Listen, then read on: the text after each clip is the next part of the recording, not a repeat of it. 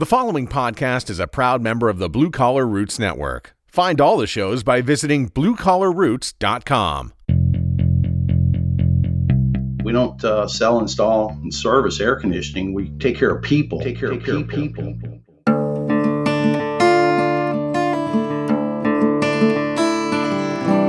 Hello, everyone. My name is Andy Holt from Outdoor University in Columbus, Georgia, and you're listening to Service Business Mastery with Church Lissette. Thank you for that introduction. So for those of you who don't know, this is Andy Holt with Outdoor University. Andy and I have known each other for, what did we say when I was out there at your event? About 10, 12 years, something like that? 10 to 12. We've known each other for a really long time. When I first got into the air conditioning, Andy was a coach for the company that I worked with. So that's how we originally met. And since then, we've become pretty good friends, and he has an event several times a year called Outdoor University, where technicians go out to a site and camp and build camaraderie, and there's a sense of comfort that developed there. And because you're comfortable, it's easy to train, and you're not in that classroom setting.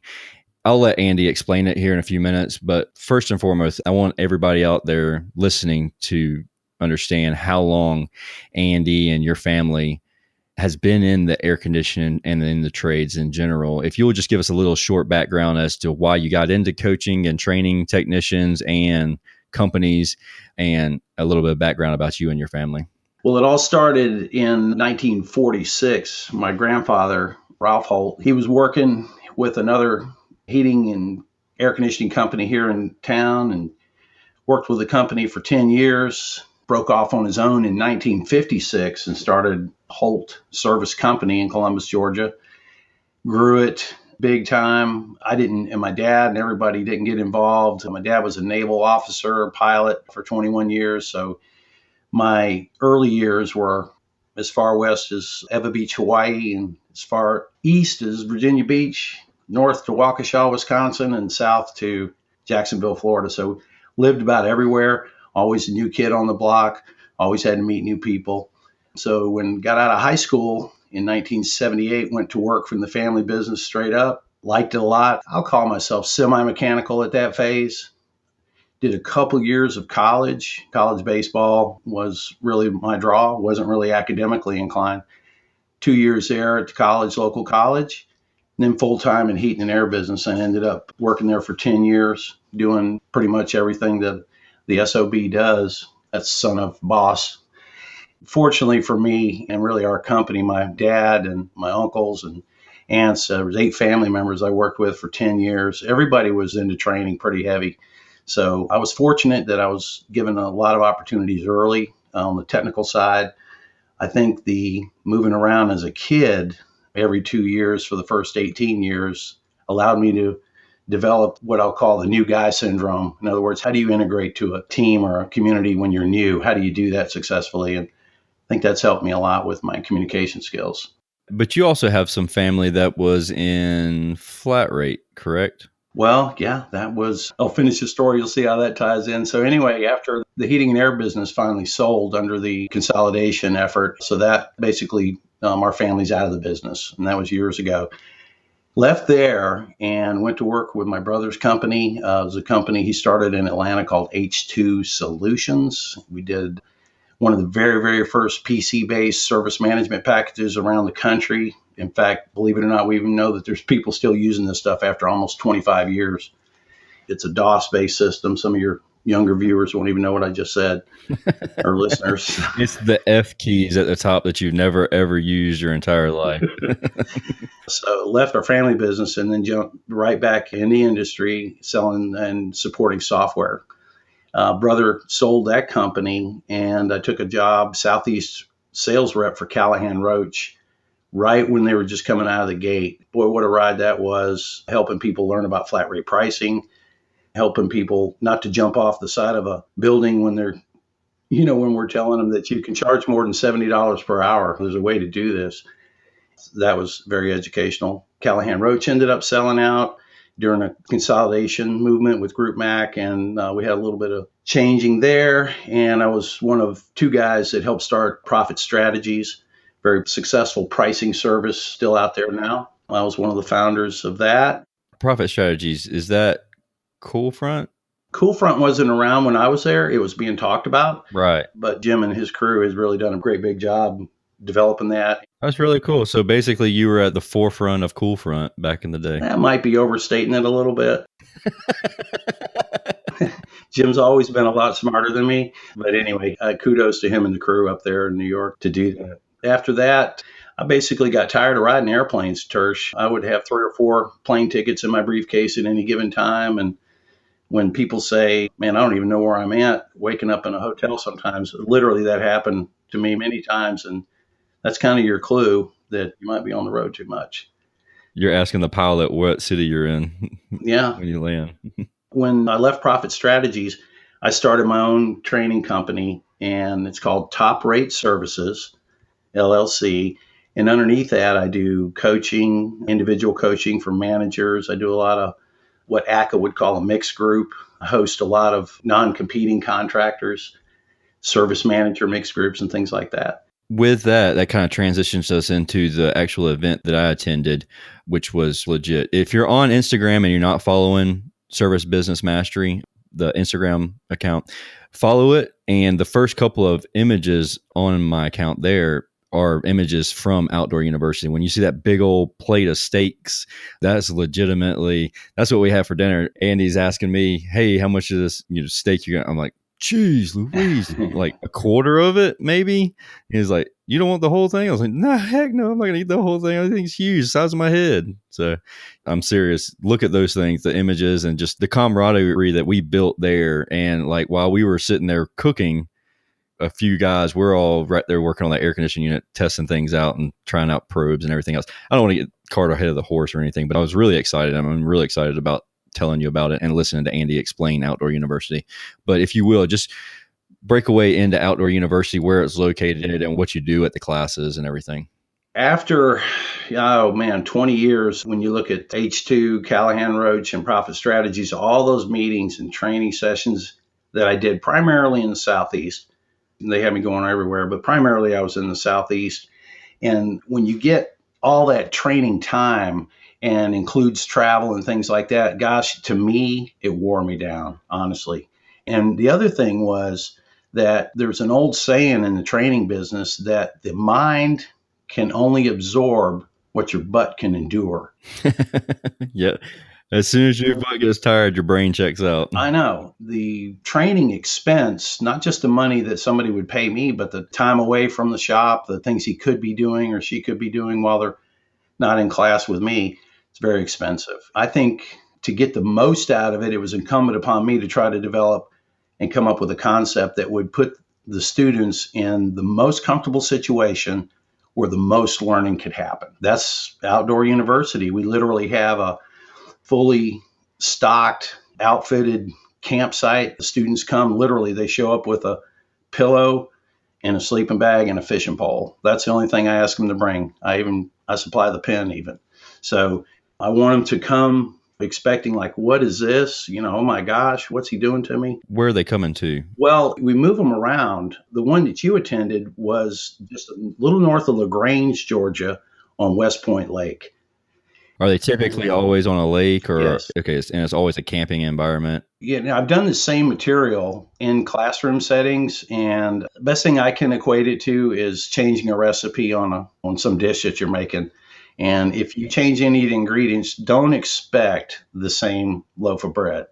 So I quickly found out. Putting baking powder in instead of baking soda in. Right. Those types of things are little nuances, but they make a big difference. You mentioned the food.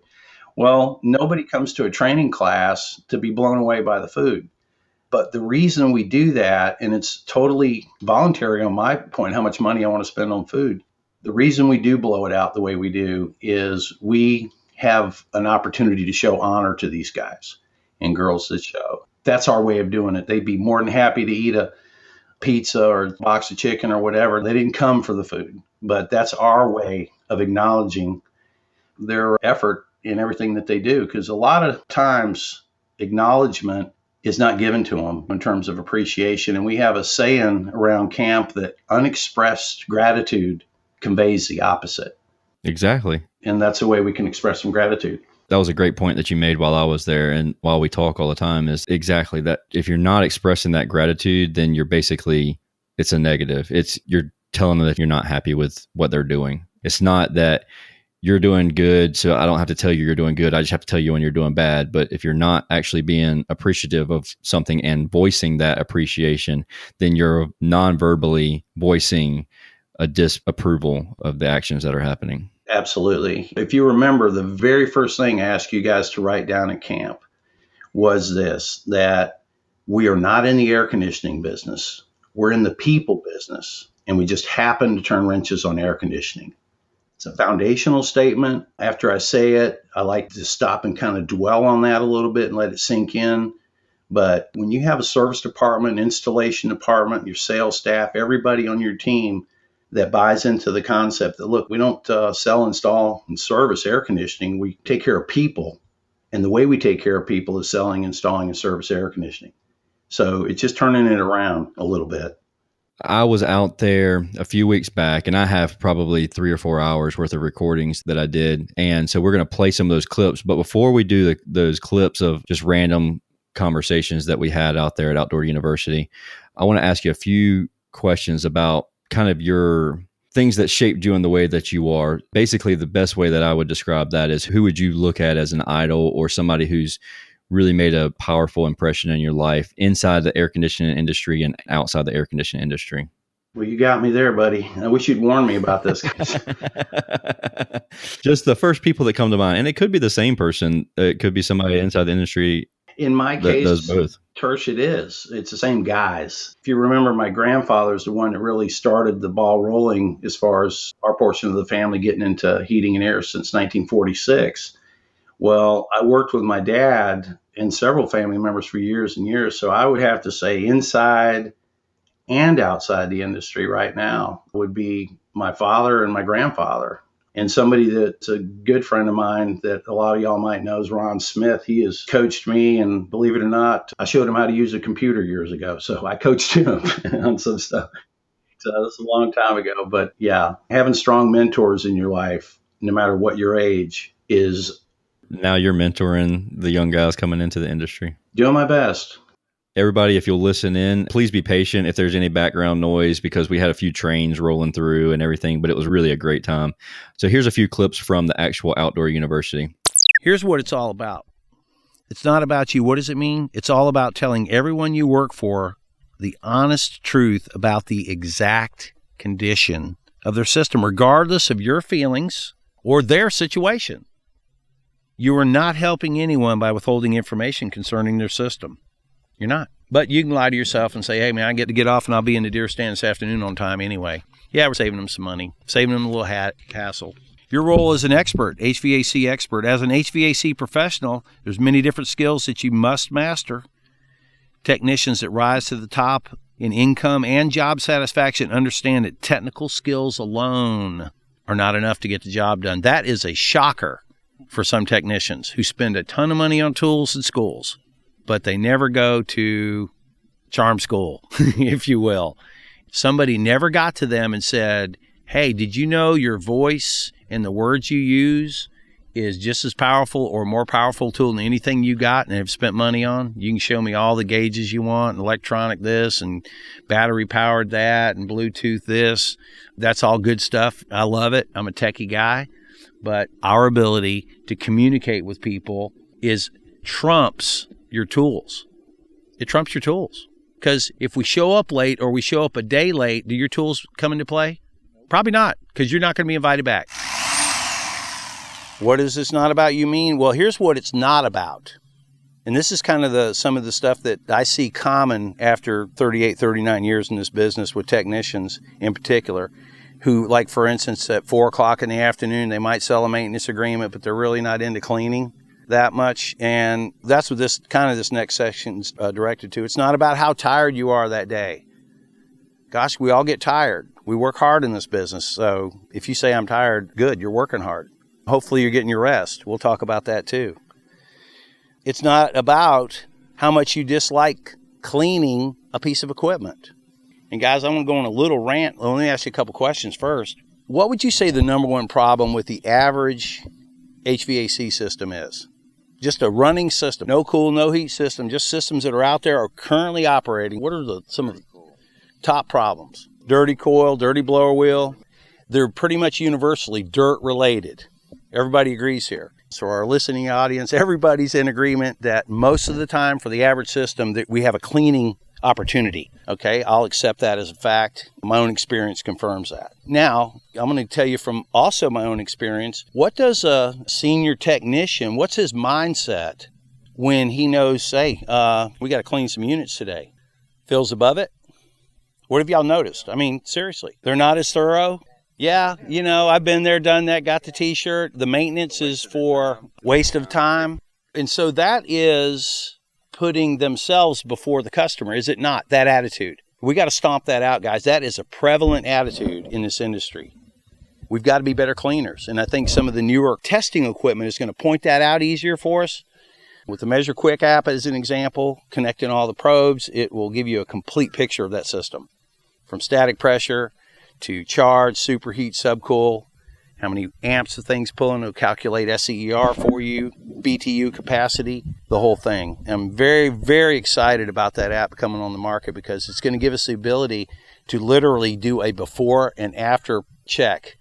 And you can see exactly what a clean blower is going to do to a system.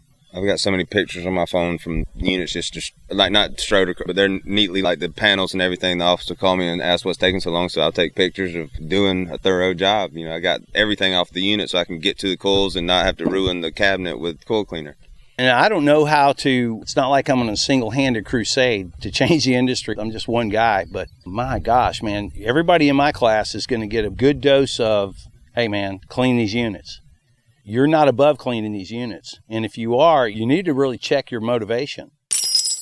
Gene, it's interesting that you mentioned computers because you're around when the .com boom was going on and they were saying, everybody's getting the computer jobs and this and computer jobs that, and that's the future. Well, a lot of people bought into that. And two things happened, China and India. You write a bunch of code. You spend 5,000 hours writing a program. And within weeks, it's de-engineered, reverse engineered, back on the market for pennies on the dollar. And the one thing I do know is that as the world's changing, there's Chinese and the Indian people in India and any other country, they've got to have some things going for them to be walking in an American house performing air conditioning. Number one, they got to speak the language. Number two, they've got to come over en masse and integrate into our society. So can it happen? It sure can happen. It's not going to happen while I'm in this industry with any kind of numbers. So we've got that going for us. The other thing we got going for us, guys, you can pick any town in America you want to live in. You want to go to the beach? Pick a beach town. You want to go to the mountains? Pick a mountain town. And if you've got your stuff together, you're going to get hired within 48 hours. Have you guys ever heard of a guy named Donald Miller? He's an author. He writes a lot of books, but his latest book and his latest company is called Building a Story Brand. And when you're building a story brand, you're building the brand of your company, basically. And one of the things he says is a really good point in this here conversation, and kind of visualize the way you think. So we have like a chart that's from 1 to 10. We're experts in our industry. Some of us more of an expert than others. So we know in the 9 or 10 range, we're at the 9, 10 mark. Whenever we talk to customers, we feel like we're dummying it down, but we don't want to treat them like they're dumb. So we dummy it down to like a 7 or maybe a 6. But when in reality, they really need it to be a 1 or a 2.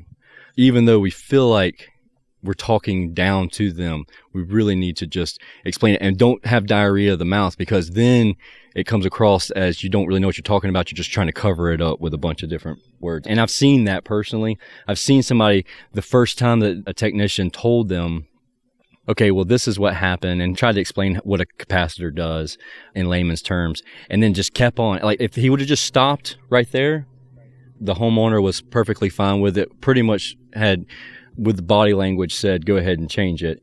But because the technician kept going and kept going and kept going, and it wound up being a long, drawn-out conversation, the homeowner was like, you know what, let me think about it, and then got a second opinion to replace the capacitor. I mean, that's something that we should be changing right then. We have liability. The documentation can keep you out of court, can keep you, I'm telling you, a phrase that wasn't written correctly. And on that call, going back to that condenser fan motor where we used the term condition of failure, if you remember, and I've done this a couple times where we had, of course, about 80% of the time we're working with females. But I asked Amanda, if you remember, I said, if we decided on our own that we felt like you didn't want to hear this bad news and we didn't say anything, how would you react? Do you remember her reaction? She definitely wanted to know. She used the term budget. She said, I need to know this because I've got things that I need to plan for and budget for.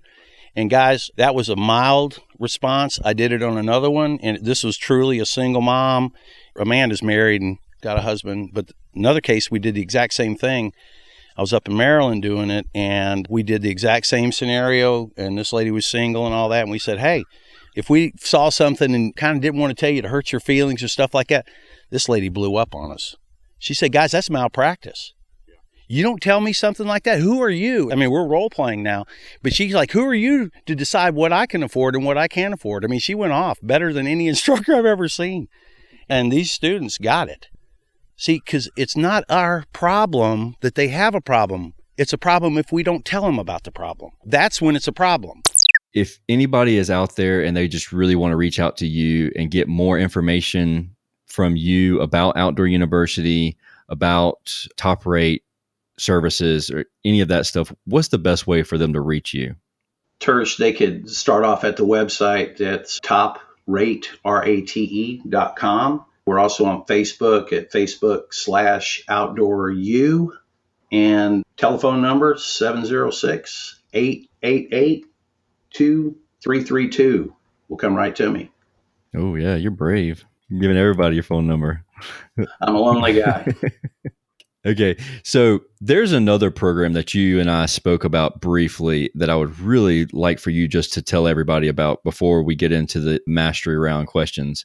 There's a program that you have where you basically will take a technician that's pretty green and work with them for, 2 weeks to become a maintenance technician?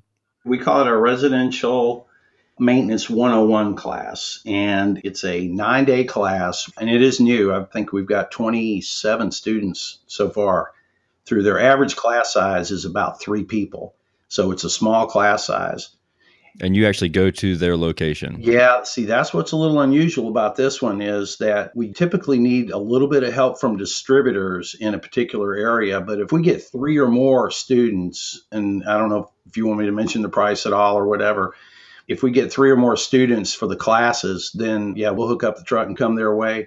The reason that we like to do it like that is the student, and again, we're keeping the student in mind, travel for 9 days for any of us is a big, big deal. And you can't expect somebody to be fed through a fire hose in terms of training and then have to deal with out of town circumstances, distractions, etc. So that's the reason we come to you with this course, but it does take 3 or more students to have us to roll. Okay, and what should the business owners, if they're going to make this investment, and we'll hold off on giving the prices because you may have somebody reach out in Seattle, Washington, and you really want to go out there, but it may not be feasible the exact same price. And somebody could be listening to this for 5 years from now and say, hey, you told me this price. Yeah. So as an owner, if I'm going to make this large investment on training these guys, what exactly should I expect as typical results? I know everybody's different, and you could hire a guy that just is not mechanically inclined, so he's not going to have this, or the girl that's not going to have the same results as someone else. But what kind of should you expect? I can tell you what we've seen so far. Most of the students who have gone through the course have done quite well. In fact, I've been getting a text here last few days from one of my brand new students who keeps sending me the 5-star reviews that his customers are giving him. And literally during his first week, he had a customer said, and this company's been doing maintenance for this particular customer a long time. When our guy went in and did service the way he did it, the customer immediately picked up the phone and requested him back from now on. And to me, it does not get much better than that. That is really cool. But it's a 9-day course. There's a lot of hands-on, but there's also a lot of emphasis placed on, of course, the communications side of this. And where do I fit in a service department, within a company, within our industry? What opportunities are in this industry? I know you got me starting on maintenance, but what else might I have after I go through the maintenance department? Things like that. Yeah, a lot of things that I feel like in our industry, we take a junior guy and stick him in a maintenance role. And without proper training, you have the potential to leave so much revenue on the table because you're sending a guy that doesn't know how that system is supposed to operate out into the field and say, hey, check it and make sure it looks good. And he's like, it's olive colored train unit. It says train on it. I guess it's a train. He doesn't know that the fact that he's strolling up on this compressor and it's like, whoa, that compressor is screaming. So to have some sort of background as far as training, it really helps. And then you can take a period of time, say your technicians are doing primarily all their maintenances during the slow seasons, and take that time of year and make it a profitable time of year rather than a losing time of year where you're just trying to keep technicians busy so that they don't leave and go work somewhere else. Absolutely. It's critical that the new technician know how to get along with the company he's working for. There's a whole section I talk about. I call it new guy syndrome. Well, you fit right in there because, I mean, you have that experience with that. Yeah, that's right. And I think everybody out there has probably experienced this where maybe somebody came in, right guy technically, does great, but turns out he's either a loner or maybe he's always wanting to crack a joke and everybody's kind of serious, or vice versa. Maybe everybody's kind of lighthearted and he's Mr. Serious. And this is what I try to warn new technicians. I literally warn them. I said, look, the boss can love you. You can have every NATE certification there is, know everything technically going on, and do great customer service even. I can throw it, you're the whole package. But if you don't integrate with the team, you're not going to go far. It's going to be a battle royale. That's right. It's not taught in a VOTEC class, but it will keep what would be a good career for somebody if they would understand that and how to integrate with a team. But a lot of times we all kind of use the same communication tool on the same people all the time and expect a different result. And that's a big problem. Perfect. Tersh, one thing I will say, though, because this comes up, when we tell our clients the fee for the maintenance class, and it doesn't blow them away. I mean, we're very reasonable, I feel. But nevertheless, when we do tell them the fee, sometimes we do get a little pushback. All I want you owners to think about and service managers is this. In 9 days, our class can turn out a guy that can be functionally literate on basic systems. Exactly. Functionally literate on basic systems. 6 weeks of riding with another guy as a lost revenue, cost and expense to your bottom line. That's what I want them to contrast it. They say, well, okay, Andy, you got this 9-day program. Well, I turn it around and say, well, how are you doing it now? How have you been doing it? Typically, it's several months of riding with different guys. And what's the chance of your new technician being trained by another technician who is a good trainer? Right. Or is doing the right things on the job. My pet peeve is dirty systems. And I can't think of almost a worse guy to have trained. And I'm speaking in generalities here, so forgive me. But on balance, the worst guy to teach a new guy how to clean an air conditioner is a seasoned technician. Right. Because they know the perception of what it can handle and get away with and still operate. So if they reach in there and they feel that that blower wheel is dirty, they may say, well, let's take a temp drop on it and measure delta T. And if it flies, then we won't worry about it. And in that effort, what Jim Bergman with the Measure Quick team, I've gotten so excited about the possibility of being able to take my maintenance technicians, take those Bluetooth probes before I touch the system, do a complete analysis of the system, and then do my thorough cleaning. And then, of course, the probes are all stayed in place. And then I do a post-cleaning analysis. And with the Measure Quick reporting coming, cannot wait for that to happen. And then even if you're not even presenting that analysis to a customer, you can sell yourself on how important cleaning a blower wheel is, or cleaning an indoor coil or outdoor coil, or all that. Anyways, really good points. Great stuff. I think that if you haven't been to Outdoor University and you're in the Southeast area as a technician, you're missing out. If you're a technician listening to this, you need to reach out to your service manager and your owner and say, hey, I want you to send me to this class. I'll really get a lot out of it. And I truly believe that you will get a lot out of it as a person, as an individual, and as a technician, because there's so much time that we spend around a campfire just chatting, not even about work, just growing as a person, because it's something that we don't get a lot of time to do as a technician or as a business owner. We don't get a lot of time, some me time, just to hang out around a campfire and not have to worry about your phone going off and everything. Tersh, one of the things that I'll leave you with this is that what we try to do is we try to speak to what I call the 24-hour man. Because if life at home, if your home life is good and work is kind of rough and it sucks, well, basically that equals a suck. And if work is pretty good and you're having just trouble at home all the time, well, that also equals suck. So we do talk a lot about what I call the 24-hour man and how to integrate and also separate emotions and feelings as you're changing roles each day. Okay, well, let's get into the mastery questions here. Okay, these are going to throw you for a little doozy, a little loop. Just answer them as fast as you can after I ask you, and don't put too much thought into it, and don't worry if you say the wrong thing. All right, so question number one is, what did your childhood smell like? Salt water. And that's because you were in Hawaii? Navy. Hawaii, California, 3 different places, Virginia, salty. Surfing, motocross. Okay, so when or what was a choice or a decision that you have made in the past that you said no to, but you wish you had said yes? Looking back, you wish you said, I kind of wish I had said yes to that. I had agreed to go do that or to take on that role. Man, I am drawing a blank. So you're pretty much a yes man. As soon as somebody's like, hey, you want to go skydiving? Yeah, man, let's go. Well, I got plenty of stories that said yes and shouldn't have. Not the other way around. Well, what's one of those then? Oh, my gosh. I remember one time I was borrowing this guy's car, and he said, hey, man, be sure to check the oil on it. And I said, oh, yeah. We were going hunting or something like that, and I was running late and burned up his engine. Oh, yeah. Dave Ramsey calls that stupid tax. I had to pay for that because I was stupid. Yep. If you weren't in the coaching or training industry side of things, what would you be doing?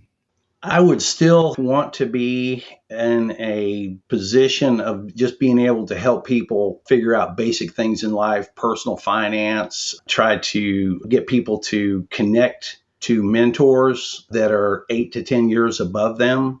I've got 3 daughters and was very successful with that, with the girls always having somebody 5 to 8 years, 10 years in front of them, kind of speaking into their life.